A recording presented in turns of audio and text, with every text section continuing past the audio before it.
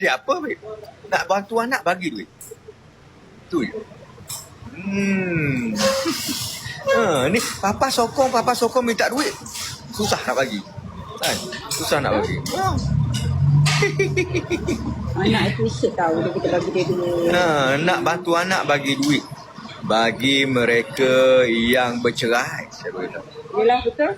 Bagi mereka yang bercerai, tak kira dah isteri. Saya tak nak orang nampak Azeva Natasha itu adalah artis saya. Itulah yang dapat disimpulkan dari kenyataan Amang Spring apabila penyanyi tersebut menjawab persoalan netizen mengapa beliau tidak hadir ke konsert mingguan program Talk to My Manager untuk menyokong anak kandungnya Azeva Natasha. Menerusi potongan video live yang dikongsikan di akaun TikTok Nuraini Basri itu, Amang Spring mendedahkan beliau tidak ingin penonton berasa keliru siapakah manager Azeva yang sebenar dan beliau turut menegaskan cara dirinya membantu anak bukanlah dengan hadir untuk memberikan sokongan tetapi dengan memberikan wang perbelanjaan yang mencukupi oleh kerana dia sudah pun berpisah dengan bekas isteri, Datuk A. Aida. Bila saya pergi, orang akan nampak benda tu Aming punya. Saya tak nak macam tu. Kadang-kadang kita pergi kedai orang pun orang kata kedai kita. Kadang-kadang kita duduk kat situ pun orang kata situ rumah kita. Kadang-kadang kita kadang-kadang rumah, padahal rumah orang lain tapi buat dekat kampung kita pun orang kata rumah kita. Padahal rumah kita tu kecil je dekat kampung, rumah kampung. Itu tak apa. Bantu anak. Dia bantu anak bagi duit je. Nak bantu anak bagi duit je. Bagi duit. Itulah. Habis tak pergi tu bukan bermaksud dia tak bantu anak. Apalah. Nak bantu anak bagi duit. Dia anak ni memerlukan duit. Ya. Daripada sokongan. Papa sokong duit tak bagi. Tak jadi apa, babe. Nak bantu anak bagi duit. Tu je. Ni papa sokong minta duit. Susah nak bagi. Kan? Susah nak bagi. Anak appreciate tahu dia kita bagi dia duit. Nak bantu anak, bagi duit. Bagi mereka yang bercerai, saya beritahu. Yelah, betul. Bagi mereka yang bercerai, tak kira dah isteri ke, suami ke, ayah ke, ibu, kalau awak nak bantu anak, bagi duit. Pasangan jangan berkira bapa bagi duit pada anak. Itu tanggungjawab bapa. Tu sebenarnya cara kita bantu. Tak betul.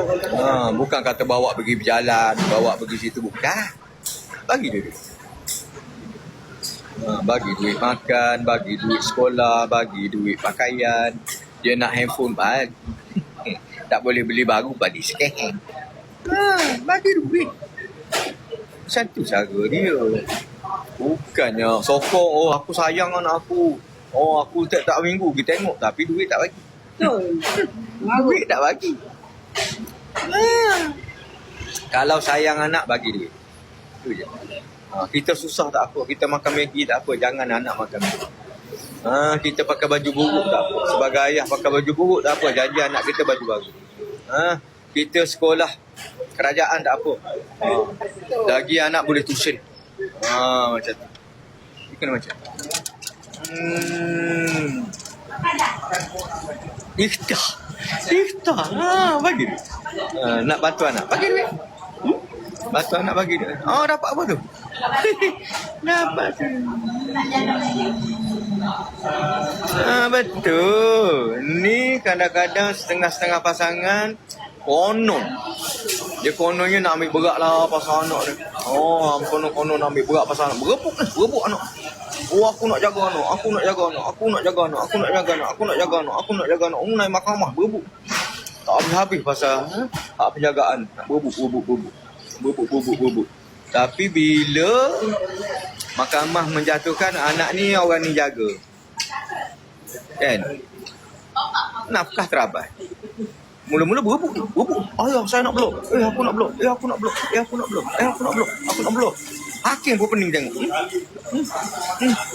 Dalam mahkamah ni berebut anak. Last sekali, okey, anak diserahkan kepada orang ni. Yang tak dapat anak ni, kes close. Dengan